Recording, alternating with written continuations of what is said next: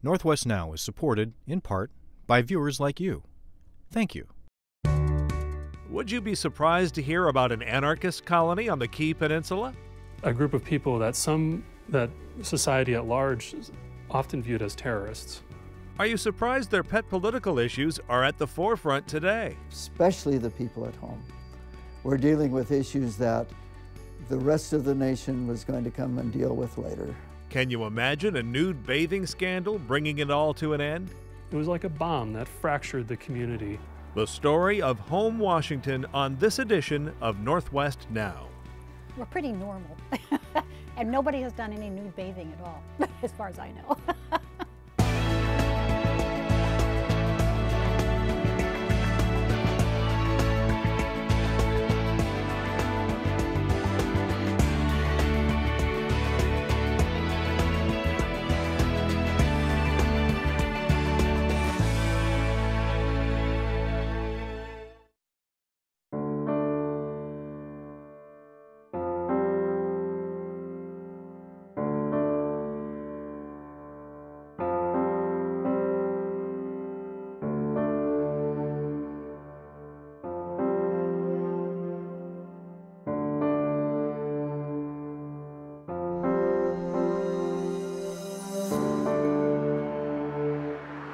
Driving south on the Key Peninsula Highway, you might just miss the little sign marking the village of Home. Looking across from the southern shore of present-day Von Geldern Cove, Home really isn't remarkable in any way. But in 1896, the inlet was called Joe's Bay, and the shoreline where Home now sits was the landing spot for 3 refugee families, all fresh from a failed socialist colony outside of present-day Eatonville called Glennis. It had shown them what they didn't want. Justin Wadland is the author of the book, Trying Home. And the responsibilities were divvied up, but they found that there were too many rules and that some people did all of the work and others did none of the work. So they wanted to go to the other extreme and yet still have a utopian vision. That vision was anarchism, but not the bomb-throwing anarchy of the day that had the rest of the country so afraid. Rather, it was the political philosophy, anarchism, that promoted no government, free thinking, absolute personal liberty, and free speech. But it was an 1898 article in a Tacoma newspaper that first broached the term anarchy in relation to Home when describing the colony's landholding scheme, where there was no ownership, just 2-acre plots belonging to an association. Thanks to the article, the term anarchy was a label that would forever stick to the people living in Home, making no distinction between violence and the more subtle political philosophy of anarchism that Home wound up embracing, perhaps reacting to the article. I don't know if they identified themselves as anarchists until that happened, but then when they did that, yeah, I mean, there was a particular consequence that happened as a result of that, in that, to be an anarchist in the late 19th century, early 20th century was essentially allying yourself with a group of people that society at large often viewed as terrorists. The residents of Home were reacting to change. The dawn of the 20th century brought a rethinking of the social order, and the issues sure sound familiar. There was a staggering gap between rich and poor, market crashes, severe unemployment, the constant threat of war, and rapid technological change. It resulted in serious social unrest, and the Puget Sound became a faraway haven for freethinkers and radicals, resulting in more than a half-dozen experimental colonies, including Home. And so there was a whole mass of these things and a rise in feelings about socialism, that perhaps we should move toward a form of socialism, the government taking over everything. And on the other hand, some people going more toward anarchism, less and less government. And so there was this whole multitude of issues and problems. And for some people, the solution seemed to be, let's establish some small groups of people living and cooperating together and working together, getting along with each other. And maybe that is the way to the best life, the best kind of society. Lila Luginbill is the great-granddaughter of George and Sylvia Allen, one of Home's 4 founding families. She spent childhood summers in Home, visiting her grandmother. This was heaven to me. I remember next door climbing, there was a big old cherry tree, a big cherry tree, and we would climb up and sit on her roof in the sun and pick cherries and look out over the bay, and I thought I would just love to live here. Never really thinking that I would ever have the opportunity to. Luginbill now lives on the waterfront in Home in a house next door to her grandmother's old place. Although far removed from her ancestors' more radical past, the story of what Home was meant to be was passed down, and she says that free-thinking vibe is still a part of life here. It was an intentional community set up to make it possible for people to have freedom, but yet not step on each other's toes. It wasn't socialism, it was just kind of what you would dream of as a utopian community. That's the name for it. People would help each other if they needed help, but otherwise you sort of live and let live. And it's ideal in that respect. And it is still a little bit that way here. We have friends all up and down the waterfront, and we all are fairly free thinkers. Very few of us are religious. And kind of the old home feel is still here. By 1901, nearly 100 people lived in Home: free thinkers, free lovers, vegetarians, atheists, New Age spiritualists, and every other brand of what would be labeled the counterculture in 1965, and perhaps what we'd call today elements of the progressive and alternative communities. But it wasn't all politics, publishing, and subsistence farming. After they had established themselves, it seems that they did have a fair amount of leisure time because they had lots of activities in Home. Poetry readings, tons of talks, singing, bands, they would go on trips. So it must have allowed them enough time to do that. But the people of Home's passion was politics and debate, and Liberty Hall was where nationally known anarchists like Emma Goldman and a parade of others would spend hours debating the disparity of wealth, the rule of the corporations, the corruption of the political process, workers' rights, reproductive rights, and minimum wage, all then just as now. Author Charles LeWarn says his now 30-year-old book, Utopias on Puget Sound, started as a look at history, but now may be a look at how future waves of social experiments might spring forth from our current social displacements and divisions. I felt I had been dealing with a group of people that had lived well in the past, that, this would not happen again. But by the time the book was published, we were into the late 60s and the 70s, and the countercultural revolution that took place, and the same thing was happening over again.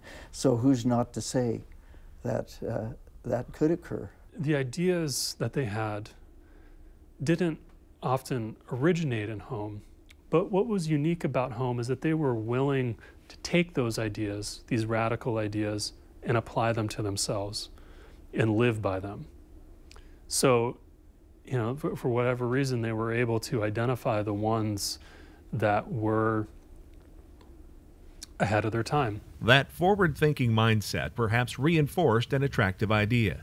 The idea that beyond living the communitarian ideal, the people of Home had intellectual capital to share with the rest of the world too. We have all these little back waterways and bays, and then essentially you go off in Puget Sound, you find some peninsula, you have the trees behind you, the water in front of you. You can almost imagine that you're there by yourself, a city on the hill ready to offer an example to the rest of the country. And the rest of the country got to know Home through a series of 5 strongly voiced alternative self-published newspapers, including The Agitator and Discontent.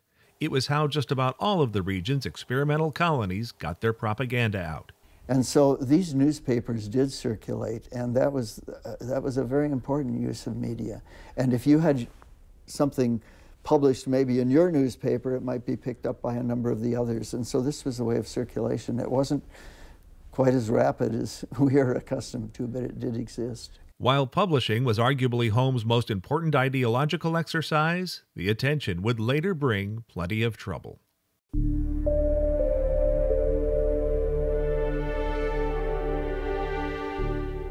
Evelyn Evans descends from one of Holmes' earliest families. She's the granddaughter of Martin Dadisman, who bought and donated 64 additional acres to the Home Association's original 26.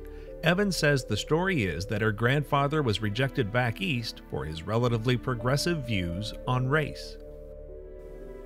And he was kind of a person that was an individual that didn't go along with all the rules. And I think the thing was, he hired colored folks in Virginia to work for him, and the neighbors were not happy about that. So he moved, and he eventually came to Home. He must have read about it or heard about it, but eventually he came to Home. Like many of the descendants of Holmes' early residents, Evans says her father was not a part of Holmes' anarchist culture, but was just the shopkeeper at the town's collective store, where she grew up in 2 attached rooms. These days, the shoring from the buildings and wharfs on the old waterfront barely stand. But Evans says the Puget Sound's many ferries and boats, known as the Mosquito Fleet, kept Home plugged into the rest of the world.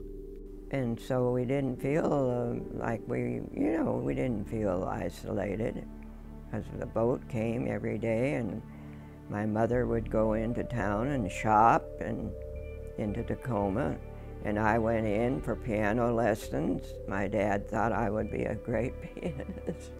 He hoped. Evans didn't go on to do much with the piano, but she lived a full life recorded in her memoir. And at the time of this interview, in August of 2014, at the age of 94, she was thought to be the oldest living native of Home.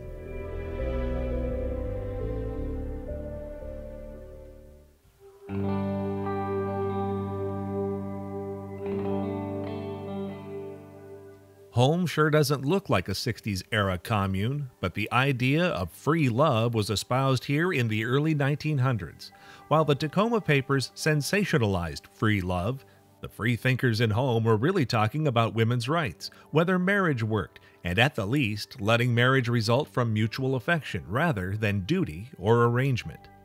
During this Victorian era, women in particular didn't have a lot of freedom about who they could marry, whether they would marry. They couldn't, there weren't a lot of job opportunities.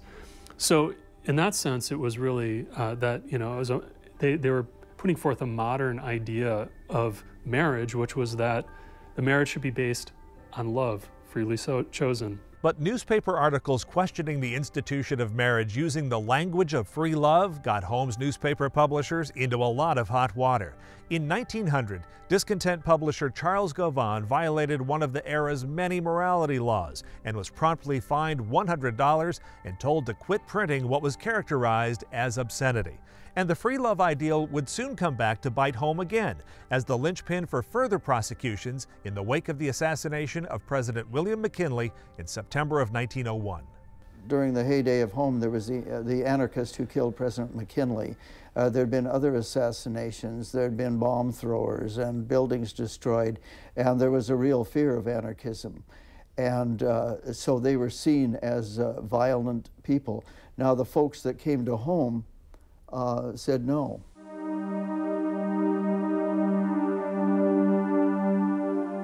They may have said no to violence, but nobody cared to hear it after the McKinley assassination. The relatively light treatment Home received in the press evaporated, and then quickly escalated all the way to calls for outright murder and extermination. There is this tendency when some sort of trauma happens, whether it's economic, political, to somehow identify an other and say, we want you out of here. This is like they're the scapegoat for this, rather than maybe looking at ourselves, being more reflective. The calls for the blood of Home grew so shrill, a collection of Civil War veterans calling themselves the Loyal League actually set out by boat to cut Home down. But Captain Ed Lorenz, who got to know the people of Home well over the years, got wind of the plot. And as he nudged his boat Ticonda into Commencement Bay, the boat was suddenly beset by engine trouble he manufactured, forcing him to return the boat and the angry mob with tickets refunded to Tacoma. At least that's the story. It is a good one. And I think it represents the collective memory of home. They felt that there was a real potential for violence. And I think they knew that. And in some ways that feeling, I think, is what morphed into the story. While the self-styled patriots never got to outright murder in Home, they were able to leverage the era's rigid morality laws, many of which were directly pointed at those who dared espouse radical ideas in writing, or that were distributed to others through the mail. With the law on their side and emotions still running hot from the McKinley assassination, there was a new round of arrests and trials for those associated with writing, publishing, and distributing Home's newspaper, Discontent. And it turns out postal officials were holding and hiding the paper and fixing to take away Home's post office to boot. The last issue of Discontent that was on the microfilm reel that I looked at talked about how they learned that they're going to close the post office, and that in the next issue they're going to give it a full accounting of what happened, but I never was able to see that next issue. Home's post office was closed in April of 1902. It wasn't until 1958 that Home got a post office again, but even now, it's still called the Lake Bay office.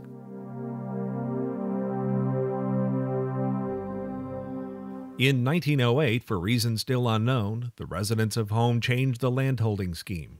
Parcels were now private property, and it laid the groundwork for new blood to buy into Home. People with no interest necessarily in the colony's free-thinking and anarchist founding principles. So anybody could move to Home now. And it was a nice place to live. I mean, what they said is that, it was an inexpensive place to live. And so people started to move in who didn't share the original founders' vision of the community. So I don't think it's a coincidence that there was that change. And then 3 years later, suddenly this factionalism appears over nude bathing. Many residents thought nothing of wearing their birthday suits for dips into Joe's Bay. The colony was remote. Nobody cared.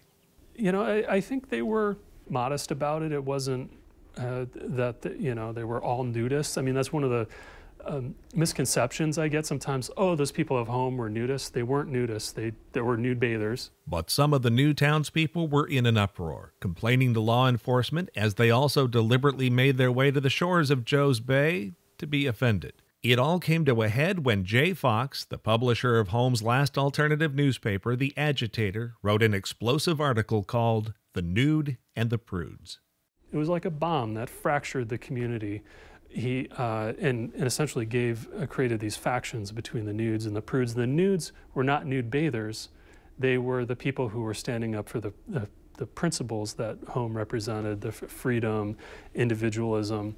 And the Prudes were the ones who were busybodies, trying to get involved in other people's affairs. Agitator publisher Jay Fox survived being shot in labor strife in Chicago and was an early proponent of an 8-hour workday, a free press, free speech, women's rights, but he was eventually put on trial in Tacoma for his article about nude bathing. And he was found guilty, and then the decision was appealed all the way to the U.S. Supreme Court. And it's really interesting who upheld that decision, Oliver Wendell Holmes, who later in the 1920s would author landmark free speech decisions, ones that are quoted that essentially present a modern conception of free speech. His ideas in those decisions are very similar to the ones that Jay Fox was making when he was arguing in favor of free speech. Fox served a short jail term, tried another newspaper in Chicago that failed, and returned to speak and write until he died on the south side of Holmes Little Inlet in 1961.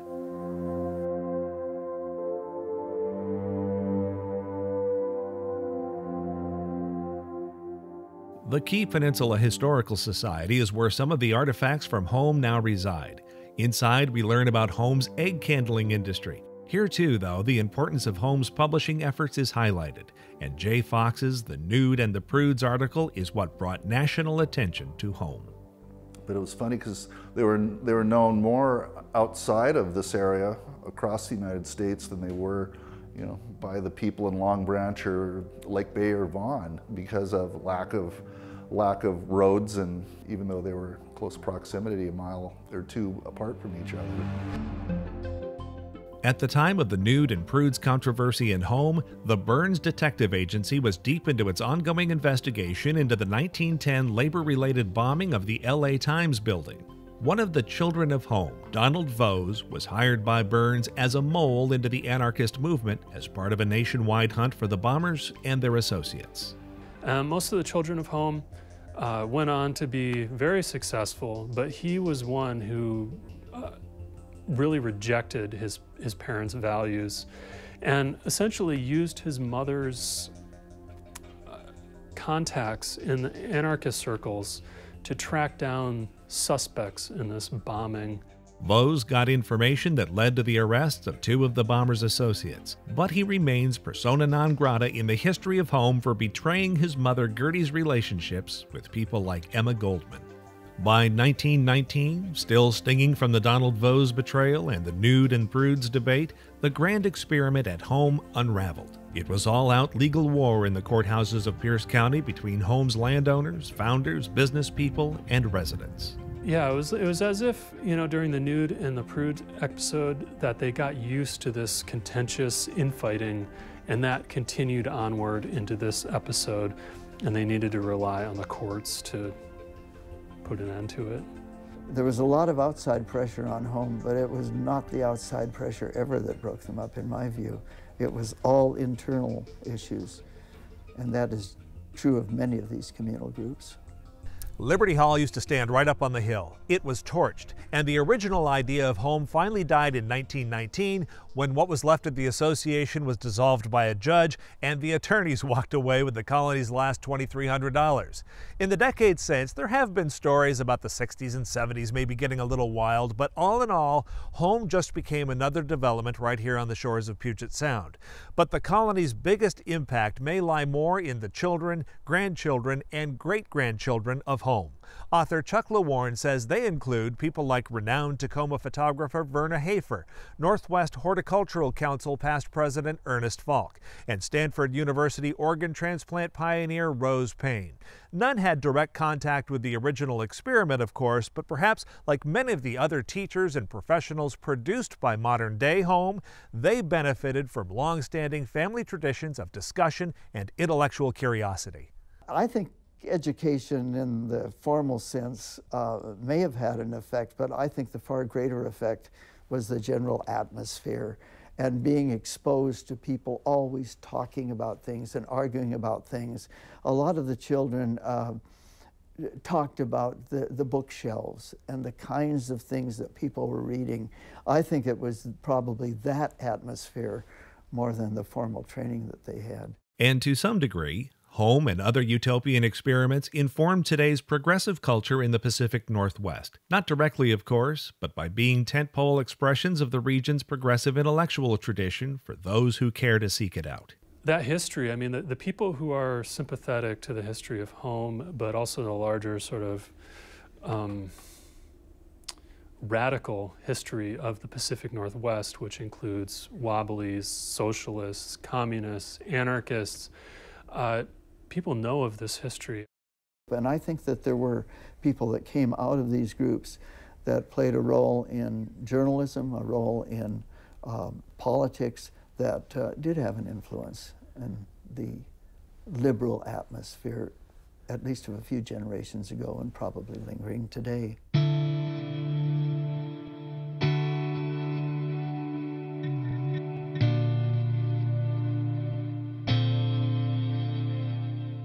So if the legacies of Home are some faded memories and children and grandchildren who went on to do pretty well in some cases, what is the takeaway for today?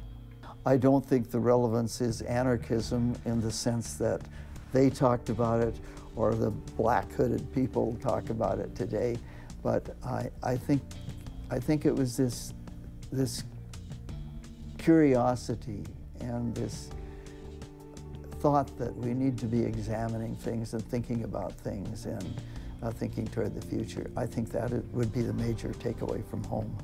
Utopia really challenges the idea of what human society is, and that it's created by our own participation in it. And if there aren't enough people to participate in it, or if enough people want to do something different, then there will be change.